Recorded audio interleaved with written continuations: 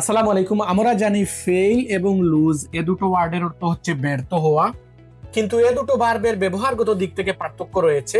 Fail ব্যবহার করা হয় এমন ব্যর্থতার ক্ষেত্রে যেখানে আপনি ব্যর্থ হয়ে গেলেও আপনি আবার কমপ্লিট করতে পারবেন। যেমন কেউ পরীক্ষায় ফেল করেছে, সে চাইলেই আবার পরীক্ষা দিতে পারবে। কেউ কারো বিশ্বাস অর্জন করতে ব্যর্থ হয়েছে, সে চাইলেই আবার ভালো কাজ করে তার বিশ্বাস অর্জন করতে পারবে। এইরকম সিচুয়েশনে আমরা ফেইল ব্যবহার করব। এবং লুজ ব্যবহার করব এমন ব্যর্থতার ক্ষেত্রে যেখানে আমরা আবার আর কম্পিট করতে পারবো না, সেরকম ক্ষেত্রে আমরা লুজ ব্যবহার করব। যেমন বাংলাদেশ শ্রীলঙ্কার সাথে হেরে গেছে, বাংলাদেশ কিন্তু ওই নির্দিষ্ট সিরিজটি আর জিততে পারবে না, এজন্য এখানে আমরা লুজ ব্যবহার করতে পারবো।